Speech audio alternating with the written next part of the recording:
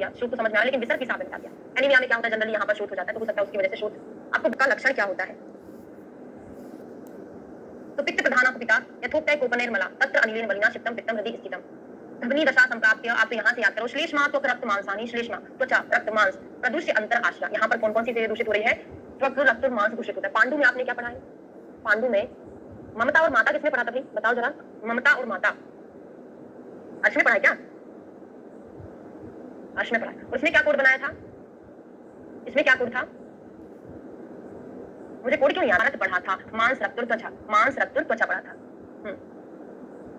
हाँ, वो सर ने आपको पढ़ाया था मारत, ठीक है। प्रदुष्य अंतर आश्रय, दोष याद रखना है आपको। त्वचा मांस रक्त कृत्य त्वची वर्णान प्रथम विधान। अब पांडु हारिद्र हरितान वर्ण का हो जाता है, कामला में मार पड़ा था, ठीक है। तो बीच में से पित्त कफ त्वचा रक्त मांस को दूषित करके त्वचा में नाना प्रकार के पांडु हरित वर्णों को उत्पन्न करता है। अब पांडु के भेद कितने होते हैं? आज प्रीवियस ईयर का क्वेश्चन 2004 का तैयार किया, कल सॉल्व कराएंगे। बीएचयू 2004 2003 तक हो गया। अब पूरा बीएचयू की सीरीज चलेगी बहुत लंबी, है ना। 2004 तक 2 पार्ट हो जाएंगे अपलोड। तो पांडु रोग के भेद पूछे थे वहां पे, अपन ने वहां पे सभी का याद कर लिया। चरक का बागभट्ट का बिल्कुल सेम है, 5 बोले। मृतिका भक्षणजन्य दोनों ने बताया है, सुश्रुत ने 4 बताए हैं। कौन सा नहीं माना है? मृतिका भक्षणजन्य पांडु को नहीं माना। सन्निपात को तो माना है, सन्निपात को माना है, इसको नहीं बोला है। मृतिका भक्षणजन्य पांडु का वर्णन नहीं किया है उसने, ठीक है। पांडु रोग का रूप क्या होता है? चरक के जैसा है कि पांडु का किसी को होने वाला है तो उसका हृदय में पाल्पिटेशन होता है, धक धक होता है, हृदय में स्पंदन होता है। और रुक्षता, त्वचा उसकी कैसी हो जाती है? रुक्ष हो जाती है। आपने रक्त के क्षय में पढ़ा है ना एक लक्षण, पांडु मतलब रक्त का क्षय, उसमें स्फुटन रुक्षा त्वचा करके त्वचा रुक्ष हो जाती है, यहाँ पर वही बोला है। और अरुचि पीत मूत्र मूत्र पीला होगा। स्वेदाभाव अल्प वहनीता, अग्नि भी मंद हो जानी है और पसीना भी इसमें नहीं आएगा। स्वेद का अभाव, क्योंकि जो पित्त है वही रक्त है। रक्त की कमी मतलब पित्त की कमी, मतलब स्वेद की भी कमी। स्वेदाभाव और अग्नि भी कैसी हो जाएगी? मंद हो जाएगी।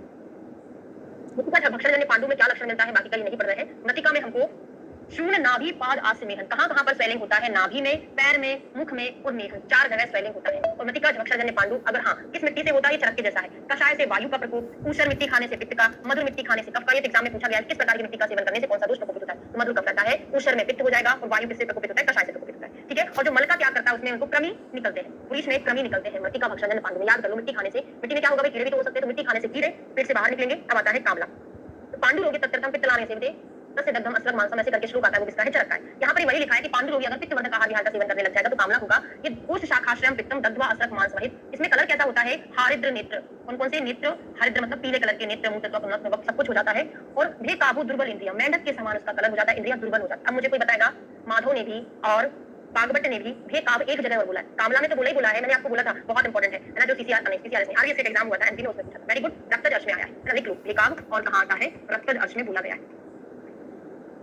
पांडु के बिना भी कामला हो सकता है, तो कामला को बागभट्ट ने स्वतंत्र बोला, एक स्वतंत्र व्याधि भी बोला है। क्या बोला है? पांडु रोग के बिना भी पित्त प्रधान मनुष्य में पित्त प्रकोप का आहार विहार करेगा तो उसको क्या कामला सेपरेट भी हो सकता है। ऐसा नहीं कि पांडु के उपद्रव स्वरूप ही कामला हो, ठीक है। चलो, इसकी उपेक्षा करने से क्या हो जाता है? कुंभ कामला। तो उपेक्षा करने पर, कामला की चिकित्सा न करने पर वही धीरे धीरे कुंभ कामला परिवर्तित हो जाता है। और कुंभ कामला क्या होता है?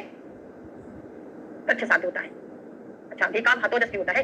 हलीमक क्या? हलीमक को हमने याद कराया था कि हल चलाने से बीपी बढ़ जाता है। खेतों में हल चलाएंगे धूप में तो बीपी बढ़ जाएगा, मतलब वात पित्त हो जाता है। और हालीमक खाते शुरू कर देना, हरित श्याव पीतत्व, हरित श्याव कलर का रहता है और इसमें वात पित्त दोष होता है। और हल चलाओगे तो आपके शरीर में क्या होगा? बल का नाश हो जाएगा, तंद्रा होगी, थकान होगी। इसको लोढ़र बोला, ये बहुत इंपॉर्टेंट है। बागभट्ट ने लोढ़र किसको बोला है? हलीमक को लोढ़र संज्ञा दी है। हरित श्याव लिखना, हरित श्याव पीतत्व हलीमक है। ब्रह्म तृष्णा स्त्री हर्ष मधु जोड़ा भी इंपॉर्टेंट है। इसमें जोड़ कैसा रहता है? मधु। कोई अलग नहीं है, हलीमक पूरा का पूरा चरक और सुश्रुत की कॉपी है, अलग से कुछ भी नहीं है यहाँ। अब आता है शोफ। शोफ के कितने प्रकार? इन्होंने 3 भी बताए हैं, 9 भी बताए हैं। चरक सुश्रुत के कितने होते हैं? शोथ ना, ये शोफ लिखा हुआ, लेकिन शोथ इन्होंने एक जैसे बताए, वही शोथ बता दिया, वही शोफ बता दिया। मॉडर्न मेडिसिन अगर हम देखें, शोफ मतलब होता है एडिमा, नहीं इन्फ्लामेशन, और शोथ मतलब होता है एडिमा, है ना। जहां पर शुद्ध का एक्युमुलेशन होता है उसको हम शोथ बोलते हैं। तो शोफ मतलब होता है इन्फ्लामेशन। जो 5 साइन होते हैं ना, रूबर कैलर डॉलर जो होते हैं, वो शोफ कहलाता है। यहाँ पे तो इनका संहिता में कुछ मत ध्यान देना, उन्होंने कहीं उसको शोफ बोल दिया, कहीं उसको शोथी बोल दिया, दोनों एक जैसे मिलता जुलता बता दिया। तो शोफ प्रधान अपरिता एक निगद्यते, निदान क्या है? नहीं पढ़ना है, 9 प्रकार देख लो। शोथ के 9 प्रकार ही बताए इन्होंने, 3 भी बताए, आगे जाके 3 भी पढ़ेंगे, ठीक है, 2 भी पढ़ेंगे। तो त्रिदोषज और एक होते हुए भी लक्षणों की भिन्नता से शोथ सब प्रकार का है। वातादि दोषों से कितना हो जाएगा? 3, 2 से 3 तो 6 हो जाएगा। सन्निपातज 7, अभिघातज 8 और विसर्ज हो जाएगा 9। सुश्रुत के कितने होते हैं? 6, चरक के होते हैं 3। Very good. शोफ का द्विविध भेद होते हैं, एक निरागंत भेद से या सर्वांग एकांग भेद से 2 हो गए। फिर प्रथु उन्नत ग्रंथित 3 प्रकार का, प्रथु उन्नत ग्रंथित 3 प्रकार का भी होता है। ये क्वेश्चन पूछा गया एग्जाम में, प्रथु उन्नत ग्रंथित के साजान्य शोथ के भेद बताए हैं, तो वो बागभट्ट के हैं। सामान्य हेतु क्या होता है? नहीं पढ़ना है। अब चाहिए वातज पित्तज और कफर शोथ के बारे में देखते हैं। तो दिवाकर याद कर लोगे, जो हमने पहले भी याद किए हैं। दिवाकर पूर्व क्या होता है? चरक के जैसा, चरक चिकित्सा स्थान का 12वां चैप्टर शब्द आपने पढ़ा। शिरा आयाम, अग्निकोर, सिराओं में आयाम होना पूर्व रूप है, सिराओं में तनुत्व आना, तनुता आना वो लक्षण होता है। वातज में क्षिप्रोत्थान प्रश्न, वातज में भी था और चरक में पित्तज में भी था, जल्दी उत्पन्न होता है और जल्दी ही ठीक हो जाता है। शीघ्र उन्नत तीर्थ अस्तनु, मतलब non pitting type of oedema क्या होता है, जैसे हम दबाते हैं जल्दी से ऊपर उठ के आता है, और पिटिंग टाइप किसमें मिलता है, कफज में। हम जैसे दबाते हैं धीरे धीरे वो अपने वापस अपनी पोजीशन में आता है। इसलिए दूसरे मदनी सामनेत्र रात्रो बलि दिवा महान है ना, ये रात्रि बलि होता है, दबाने पर पुनः उभरने वाला, और रात्रि में थोड़ा और दिन में अधिक होता है। तो दिवाकर बनकर के कोड बनाया था हमने, याद है कि नहीं सभी को, दिवाकर दिवाकर, वादर शोध, दी से दिवावली, का से कफश शोध, रा से रात्रि बलि होता है, याद है ना, ठीक है। और इस पर अगर हम सरशब का लेप कर देंगे, सरशब पुष्ण होता है तो इसका शमन करेगा। चरक में ऐसे ही बोला था, चरक ने यहाँ पर ताम्रुमा बोला था, शीघ्र अनुसार प्रश्नों, इनका थोड़ा सा टर्म अलग है। चरक ने सेम टर्म दिया था, क्षिप्रोत्थान प्रश्नों वातज एंड पित्तज में सेम टर्म दिया, इन्होंने क्षिप्रोत्थान वातज में बोला है और शीघ्र अनुसार प्रश्नों इन्होंने पित्तज में बोला है। मैम पिटिंग और नॉन पिटिंग, पिटिंग वाला जो होता है, पिटिंग मतलब होता है गड्ढा बन जाए, तो पिटिंग टाइप ऑफ एडिमा किसमें मिलता है, मतलब किससे कंपेयर कर सकते हैं हम, किसी को दब जाए मतलब पिट बन जाए उसमें और धीरे धीरे वापस अपनी कंडीशन में आके वो कफज रहता है। नॉन पिटिंग जो होता है उसको हम बात से कोरिलेट कर सकते हैं, मतलब वहां पे गड्ढा बने तो लेकिन जल्दी से ऊपर हो जाए, उसको नॉन पिटिंग से हम कंपेयर करेंगे। ठीक है, समझ आ गया। तो जल्दी फैलने वाला रहता है, मध्य प्राग जाए थे, ये भी कोड बनाया था वातज पित्त कफ में, मध्य प्रस्वीत करके आया था, तो पित्त मध्य में आता है, इसमें मध्य करके अपन टर्म कोरिलेट कर लेते थे।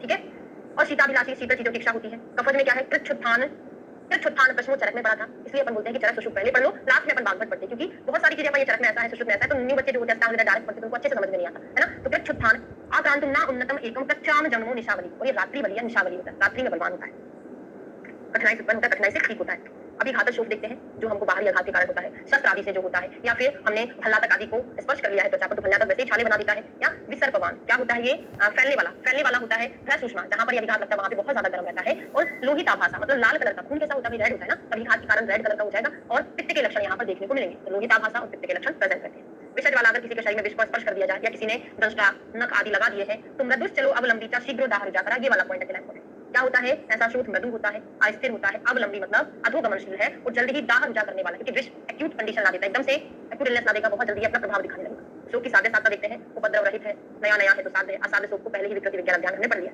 अब अगला आता है विसर्ग। तो विसर्ग यहाँ पे भले आप काउंट करने में ऐसा लगता है कि 9 विसर्ग पूरा है, बागभट्ट के 8 विसर्ग होते हैं, कैसे होते हैं मैं बता दूं। विसर्ग को अभिघातात अंते दोषे दूषे शोभवत इतना होता है, वातज पित्तज कफज सन्निपातज 4 ये हमारे हो गए, और फिर द्वंद्वज होता है, तो 4 और 3 7, मतलब ये बागभट्ट के सेम चरक के जैसे 7 हो गए, प्लस इनका एक एक्स्ट्रा होता है अभिघातज, जैसे को हम छतज भी बोल सकते हैं या अभिघातज बोल सकते हैं। बागभट्ट चरक के कुल कितने हैं, वातज पित्तज कफज सन्निपातज और आग्नेय ग्रंथि कर्दम, ऐसे करके बागभट्ट चरक के 7 हो जाते हैं, इनका एक्स्ट्रा अभिघातज होता है या छतज होता है। यहाँ पे आपको पढ़ के कुछ समझ नहीं आएगा, तथा पित्त रक्त और कफ इन दूषियों से होता है, तो पित्त कफ रक्त तो हमने यहीं पढ़ लिया था ना, पृथक पृथक दोषों से, तो पित्त भी पढ़ लिया था, यहाँ पे कफ भी पढ़ लिया था, तो अलग से बताने की जरूरत ही नहीं थी, तो हिंदी में इसका सही नहीं लिखा हुआ है, तो आप तो 8 याद करना जो मैंने आपको बताए हुए। अब जो हमारा छतज या आगंतुक विसर्ग था, लास्ट उसी का लक्षण देखेंगे, बाकी ये हमको नहीं पढ़ना ना, कफज विसर्ग में क्या लक्षण मिलता है क्या है वो नहीं पढ़ना, ग्रंथि विसर्ग क्या है, चरक का ही आपका काम चल जाएगा, और चरक से ही आप पढ़ेंगे। आगंतुक विसर्ग में सरक्तम पित्तम क्या है, वाह को वायु पित्त के साथ क्या क्या है, वाह हेतु छतात क्रोधा सरक्तम पित्तम समीरनाथ विसर्पम मारुता को या कुलत्थ सदृश एक इंपॉर्टेंट है, जो कि छतज विसर्ग में सुश्रुत ने बताया, छक्कू करके याद कराया मैंने, छक्कू छाछ छतज उसे कुलत्थ के समान। ठीक है, बाकी और कोई इंपॉर्टेंट नहीं है, इसमें बस दोष का इन्वॉल्वमेंट इंपॉर्टेंट है, वादवी है, पित्त है और रक्त है, वात पित्त प्लस रक्त को प्रेरित करके पीड़िकाओं को उत्पन्न करता है। साध्य साध्यता क्या होता है, पृथक दोषात्रया तीनों जो होते हैं वात पित्त कफ सन्निपात साध्य होते हैं, द्वंद्व अनुपद्रवा और द्वंद्व विसर्ग काश व्यवहार आदि उपद्रवों से रहित होने पर साध्य है। छतजन और सन्निपात वाले 2 लास्ट के 2 याद कर लो, ये कैसे हैं, असाध्य है। और जो विसर्ग मर्म को आक्रांत करते हैं वे सब असाध्य होते हैं, सिरा मांस के शील होने पर अतिशय क्लेद होने पर ये असाध्य होते हैं। ये हमारे 13 चैप्टर कंप्लीट हो गए हैं, निदान स्थान का आपका 7वां लेक्चर होगा स्थान निदान का, आपके 14 15 16 कल हम अपना निदान स्थान कंप्लीट कर लेंगे, परसों से चिकित्सा स्थान शुरू करेंगे। ठीक है, कल हमारा निदान कंप्लीट हो जाएगा। शुरू करते हैं। कुष्ठ पत्ती के हेतु क्या होते हैं, तो मिथ्या आहार विहार, विशेष रूप से मिथ्या आहार विहार या विरुद्ध आहार का सेवन करने से, या साधुओं की निंदा करने से, मतलब पाप कर्म भी यहाँ पर बोला है ना, पाप कर्म करने से कुष्ठ होता है। और क्या क्या चीज होती है, उदर रोग भी होता है, और आपने एक और चीज पढ़ा है क्रमित शिरोरोग भी होता है ना, क्रमित शिरोरोग, उदर रोग और श्वित्र कुष्ठ भी होता है, और कुष्ठ मतलब श्वित्र कुष्ठ, कुष्ठ का ही टाइप हो गया।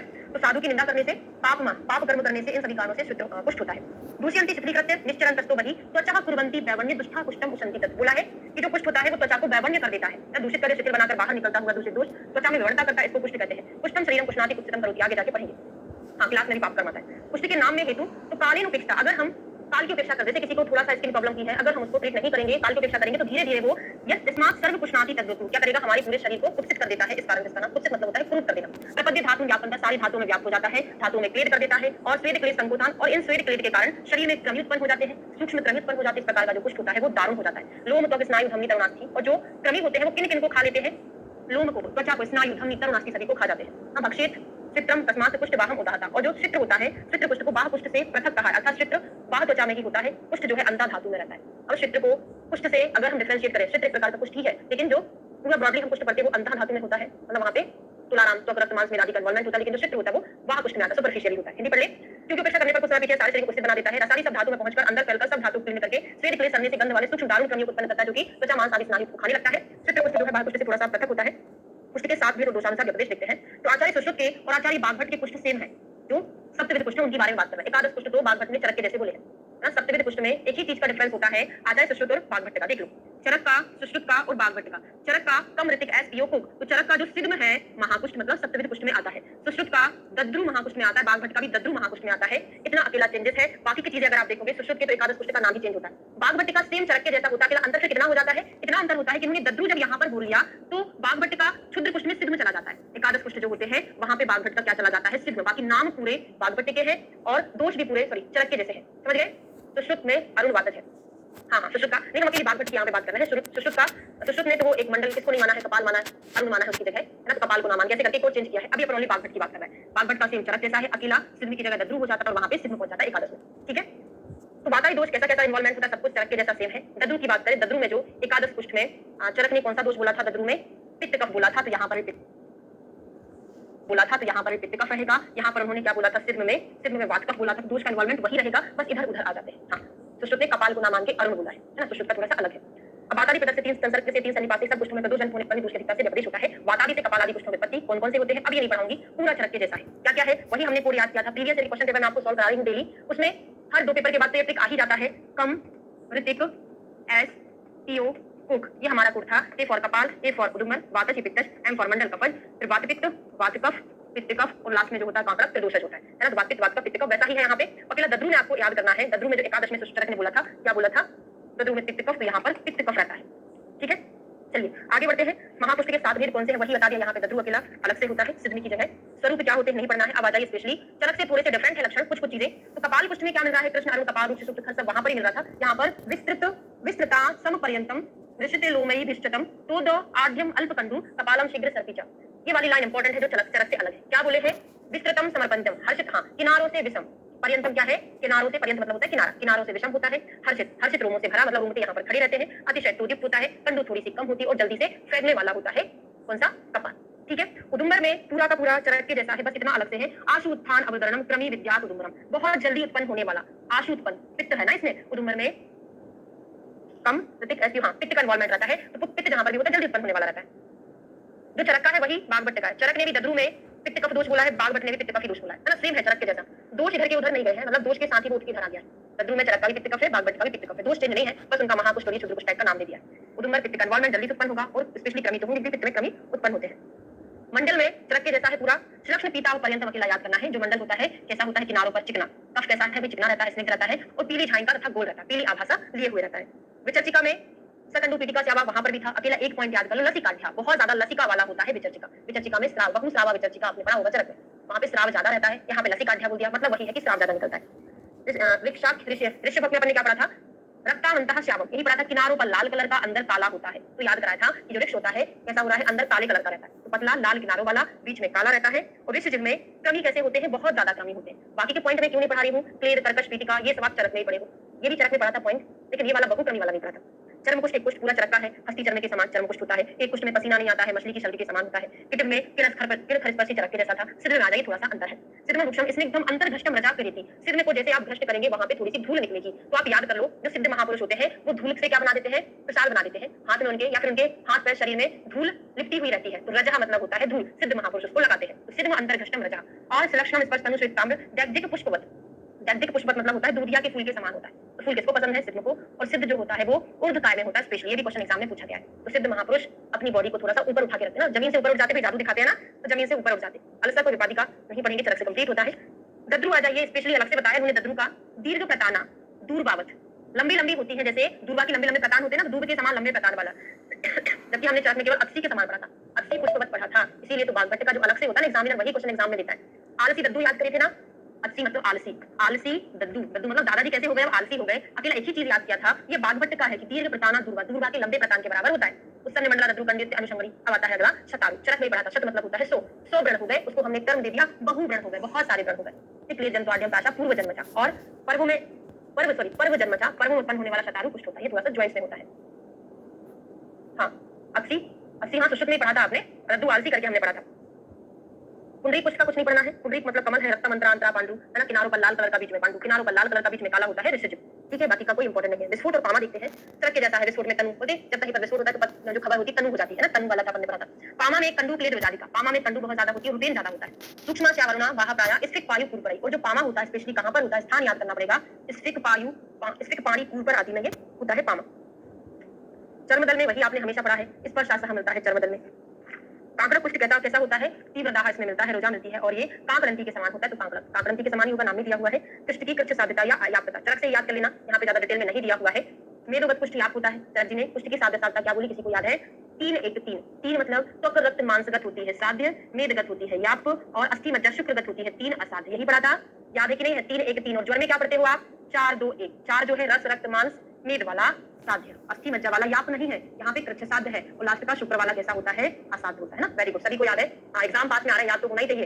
ठीक है, तो यहाँ पे कुष्ठ मेदगत याप, फिर द्वंद्व बता दिया कि जो अपने बात पैतिक और बाद स्लैश में भी पढ़ा था ना, और रक्त और मांसगत जो है कुष्ठ कष्ट साध्य होता है। इनकी साध्य साध्यता चरक से अलग है ना। बागभट ने कुछ अलग ही बोला है, द्वंद्वज है, रक्त मांस वाली है, जबकि अपन ने क्या पढ़ा था? त्वक रक्त मांस वाली साध्य पढ़ा था। इनका क्या है? रक्त मांस वाली, द्वंद्वज वाली, कष्ट साध्य है। स्पेशल पॉइंट है, तो याद रखना अच्छे से।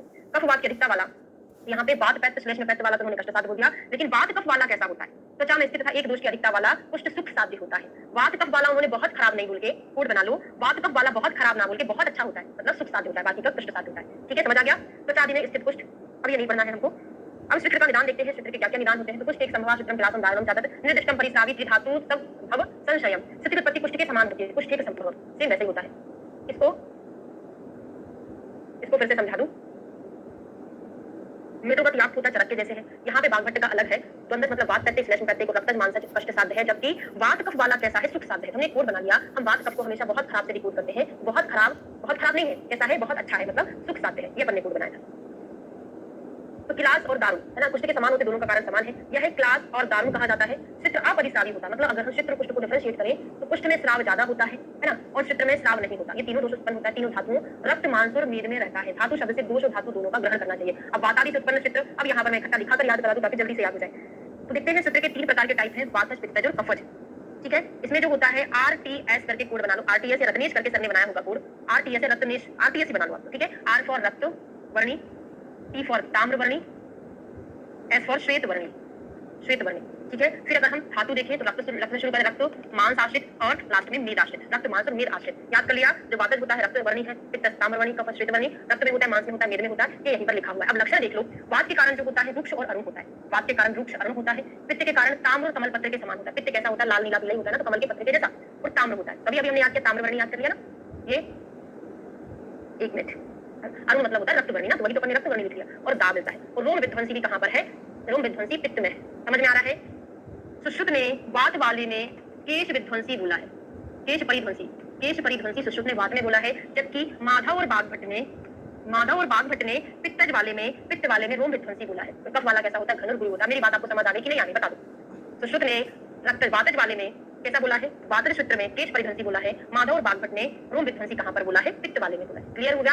अब एक कोड बना लो, परिध्वंसी का याद कर लो, परिध्वंसी का याद कर लो। परियों की बातें करते हैं ना हम, परियों की बातें, बात से याद हो जाएगा। बात में परी आया है, परियों की बातें करते, लेकिन परी किसी ने देखी क्या? नहीं देखी। परी जब भी आएगा अपन हमेशा बात से कोरिलेट करेंगे। ठीक है, समझ आ गया? अब यहाँ से पढ़ने की जरूरत नहीं है, अपन ने वहां पे वर्टिकल लेकर याद कर लिया है।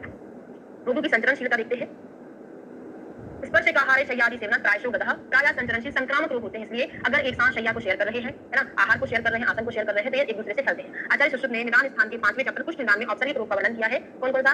संसर्गात गात स्पर्शात वाला, शय्या भोजनात करके, कुष्ठम ज्वरम चक्षुषश्च नेत्राभिषंद एवच, कुष्ठ ज्वर शोष और नेत्राभिषंद, ये 4 संक्रामक रोग या औपचारिक रोग बताए हैं सुश्रुत ने। ये प्रीवियस ईयर के क्वेश्चन में कई बार पूछा है, निम्न में से कौन सा औपचारिक रोग नहीं है? तो लिख लो, आचार्य सुश्रुत ने कौन कौन सा? कुष्ठम ज्वरम चक्षुषश्च नेत्राभिषंद एवच, नेत्राभिषंद, ये 4 औपचारिक रोग बताए हुए हैं। ठीक है,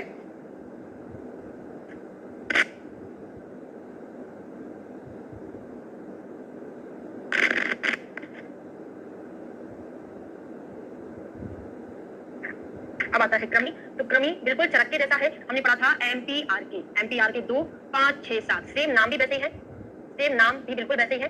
ठीक है, अकेला आपको इतना याद करना है, वह आभ्यंतर सब ठीक है, वह आभ्यंतर करके बताए हुए हैं, है ना। अब आपको क्रमी कफज वाले का अकेला नाम याद करना है, जो थोड़े से अलग है। तो महाकुह, पूर्वो और दर्भ कुसुमा, महाकुह, पूर्वो, दर्भ कुसुमा, बागभट्ट ने बोले हैं कफज क्रमी, बाकी के नाम सब सेम है, अंतराद, हृदयाद सब कुछ सेम है। हाँ, औपचारिक रोग होते हैं। ठीक है। औपचारिक रोग वही कुष्ठ ज्वर शोष नेत्राभिषण, 4 औपचारिक रोग संक्रामक रोग भी बोलते हैं। अगला चैप्टर शुरू करते हैं वात व्याधि, चैप्टर नंबर 15 अध्याय वात व्याधि।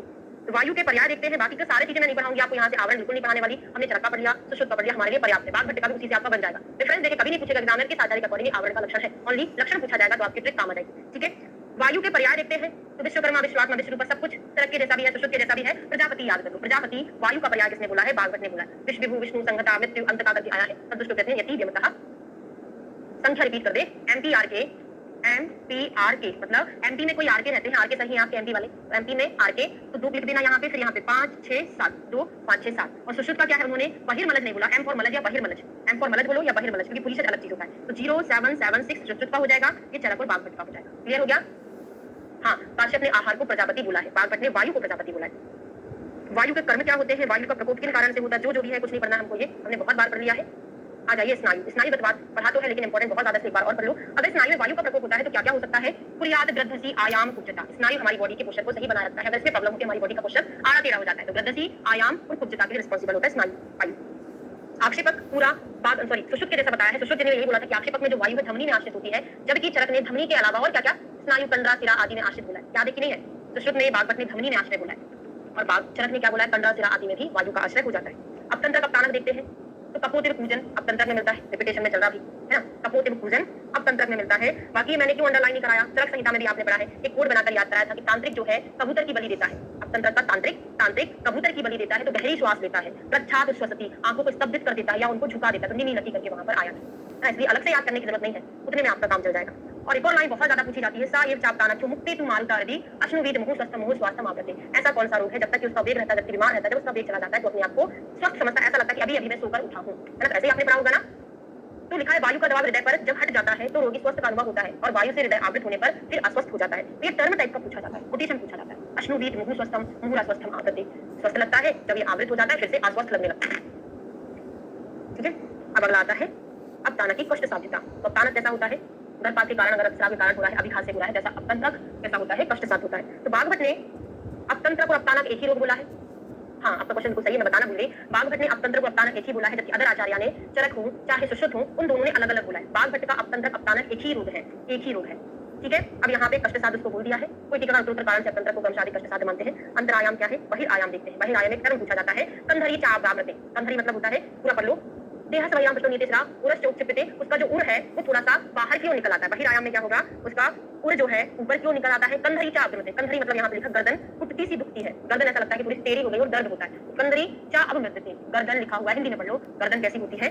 कुटती सी दुखती है, मतलब कोई कूट रहा हो उसको, ठीक है। फिर ब्राह्मण्य प्रस्वेर स्पंदगाता बहिरायाम को हम धनुष कंभ भी बोलते हैं, रुदते वेगिनम चातक, और यहाँ पर इसको वेगी भी बोलते हैं। कुछ लोग इसको वेगी नाम से भी जाना जाता है। तो धनुष बहिरायाम को धनुष स्तंभ, इसी को कई लोग वेगी भी कहते हैं। तो याद कर लो, धनुष लेकर हम बाहर लड़ाई करने जाते हैं तो धनुष स्तंभ, बाहर लड़ाई करने जाते हैं तो इसको बहिरायाम बोला है, क्योंकि मन्या स्तंभ को क्या बोलते हैं? अंतरायाम, धनुष स्तंभ को बहिरायाम। तो कोड से याद कर लो, कभी भूलोगे नहीं।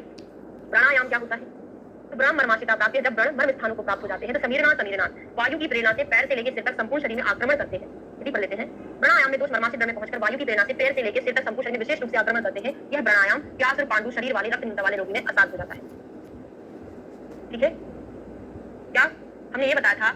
बाहर लोग धनुष लेकर जाते हैं लड़ाई करने, तो बहिरायाम को धनुष स्तंभ बोलते हैं, और मन्या स्तंभ को क्या बोलते हैं? चरक संहिता में आपने पढ़ा है अंतरायाम बोलते हैं, है ना। बाहर जाते धनुष लेके तो बहिरायाम धनुष स्तंभ बोलते हैं, और अंतरायाम को मन्या स्तंभ भी बोलते हैं, ठीक है।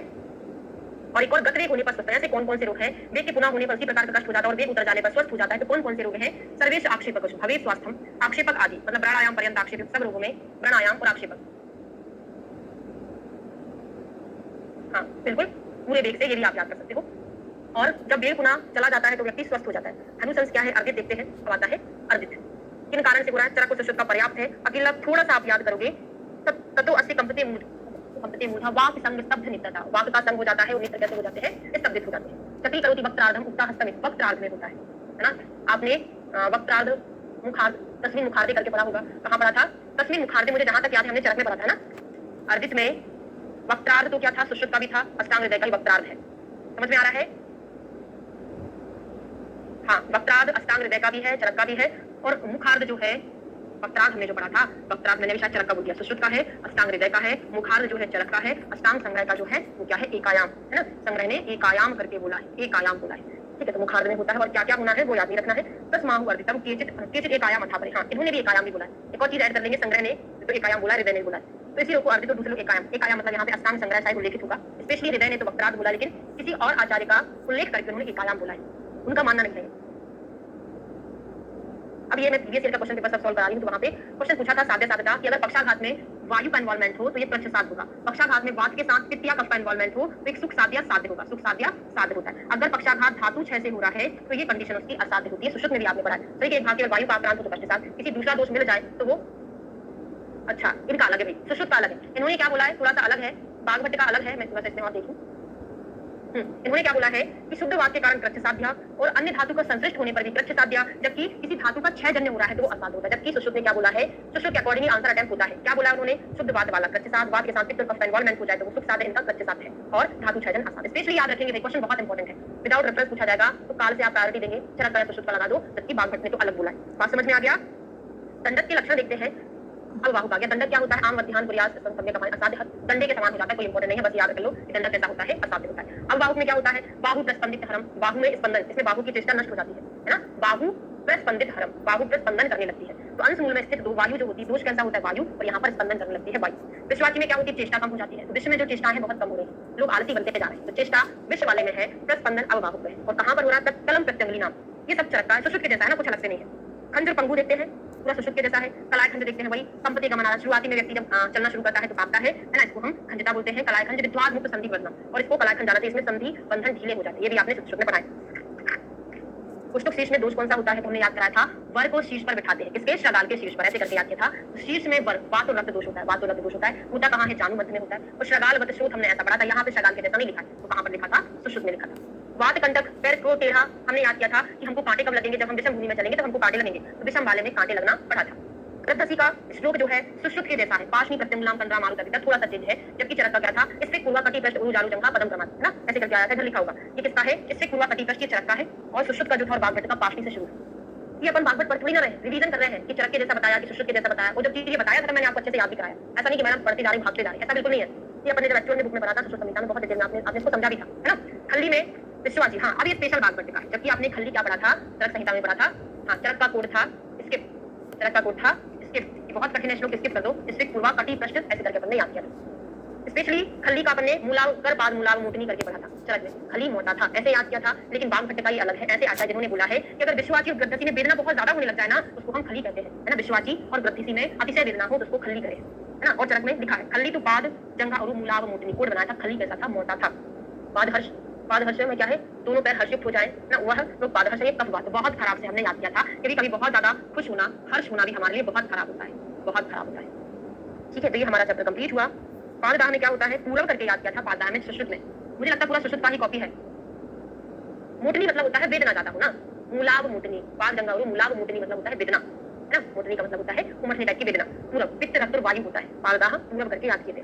नेक्स्ट एंड लास्ट चैप्टर है 16वां अध्याय, निदान स्थान का हमारा वात शोणित अध्याय। तो चिकित्सा स्थान का, सॉरी, निदान स्थान का सबसे लास्ट चैप्टर का नाम आपको याद रखना पड़ेगा, 16वां अध्याय, वात शोणित, वात रक्त निदान है।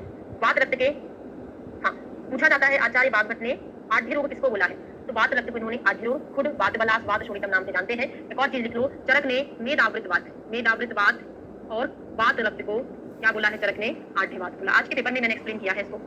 सुश्रुत ने उरु स्तंभ को क्या बोला है, आढ़्य वात बोला है, और बागभट्ट ने वात रक्त को आढ़्य वात ना बोल के आढ़्य रोग कर दिया है, आढ़्य रोग बोल दिया है। आज का बीएचयू का 2004 का पेपर सॉल्व कराया था। हाँ, किसी बच्चे ने हमको 3 पेपर सेंड कर दिए हैं, 2018 का, 19 का और 20 का। अब जो बीएचयू 2004 का कंप्लीट हो जाएगा तो 18, 19, 20 का पेपर सॉल्व कराऊंगी।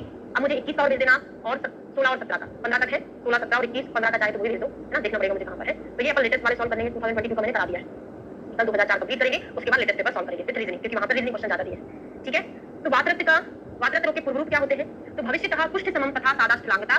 केवल सुश्रुत ने, अच्छा हाँ बिल्कुल कर दो, 17 का अगर सॉल्व है तो भी कर सकते हो, 17 का कर दो, 16, 15, है ना। 15 का भी शायद होगा, पारित में कि नहीं होगा मुझे देखना पड़ेगा, और 16, 17 हो जाएगा और 21 और कर देना, है ना। तो अभी 17, 18, 19, 20 का आ चुका है। मतलब ऐसे आपने जहाँ से भी डाउनलोड किया उसमें पूरा क्लियर इमेज दिखा है। मैंने एनडीए के साइट से डाउनलोड किए थे, वो मुझे नहीं दिखा तो बोर्ड पर कैसे दिखेगा। आप लोगों ने जहाँ से भी डाउनलोड करके भेजा बहुत अच्छा क्लियर दिखा है। अच्छा, पारित में है, आपको ऐप पर ही जो प्रीवियस ईयर क्वेश्चन पेपर है ना, उस कोर्स में ही ऐप पर मिल जाएगा, हम कर देंगे उसमें। 17 और 20 का है पारित में, हमारे पास ओल्ड वाली होगी, न्यू वाली भी हमने ली थी पिछले साल, पीएससी तैयारी किए थे, देखना पड़ेगा उसमें। 17 का होगा, 20 का तो नहीं होगा।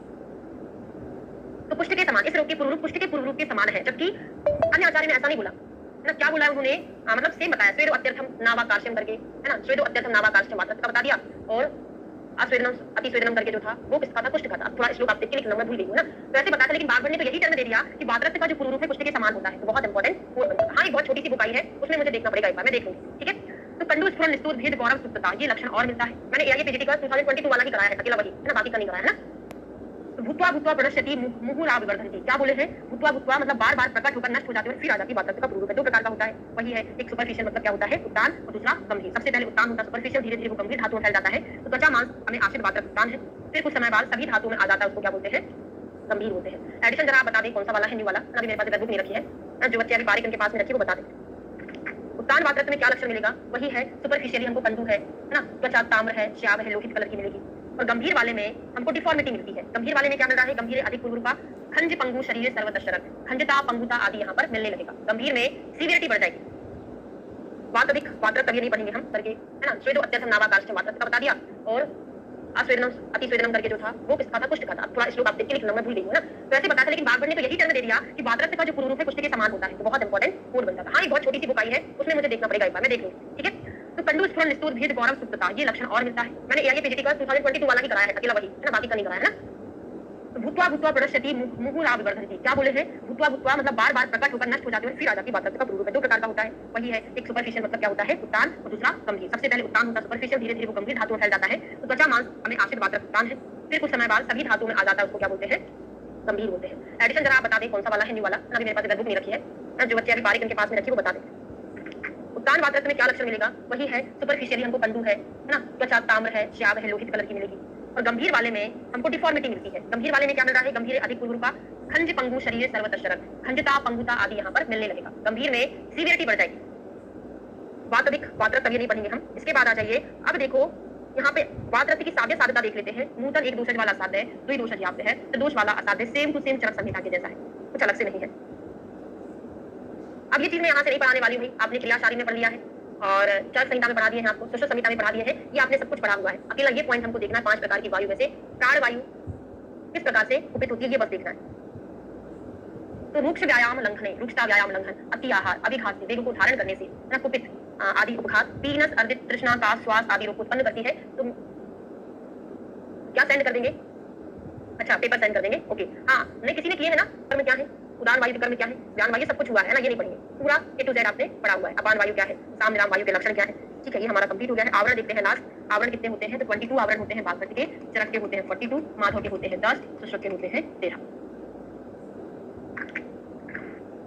अब 56 नंबर का श्लोक है सबसे लास्ट, जो कि सेम चरक के जैसे ही है, वो प्राण उदान वाला आश्रित वाला जो है, प्राण उदान वायु की विशेषता जीवितम प्राण, प्राण वायु जीवन जो है प्राण वायु पर आश्रित है। चतक में हमने पढ़ा था, जब तक जीवन है तब तक प्राण है। उदान वायु बल उदान वायु पर आश्रित होता है, ये पढ़ा था सेम। आवरणों की साध्य साधता, आवृत वायु भी ना जानी जाए, अज्ञात रूप 1 साल तक चिकित्सा ना किया जाए तो प्रयत्न से भी कष्ट साध्य असाध्य हो जाता है, 1 साल बाद कष्ट साध्य असाध्य, ठीक है। अब विद्रवी प्रीहार द्रोह गुण अग्नि सदनाय भवन उपद्रवास तेषाम आप्रताम अनुपेक्षणात्। अब ये इंपॉर्टेंट हो सकता है रेफरेंस के लिए। किस आचार्य ने बोला है कि आवृत वायु की अगर हमने उपेक्षा कर दी तो क्या क्या रोग हो सकते हैं, ये रेफरेंस बनेगा निदान स्थान का 16वें चैप्टर से लिया गया है ना। तो कौन सा है, लेकिन 16वां वात रखे, वात व्याधि नहीं है। देखिए चरक ने वात व्याधि में सारे आवरण का वर्णन किया है, जबकि वागभट ने वात रक्त में सभी का वर्णन किया है, वात व्याधि में वर्णन नहीं किया, जबकि वात व्याधि में करना चाहिए था आवरण का वर्णन, क्या आपको ध्यान रखना पड़ेगा, समझ में आ रहा है। वात रक्त में वात के आवरणों का वर्णन किया है, तो अगर आवृत वायु की अपेक्षा करते विद्रवी प्रीहार गुण अग्निमान आदि रोग उत्पन्न हो जाते हैं। तो ये हमारा निदान स्थान कंप्लीट होता है। कल से चिकित्सा स्थान शुरू करने वाले हैं, अभी इसके बाद हमारी उत्तर दंत क्लास होगी, और अभी हम जो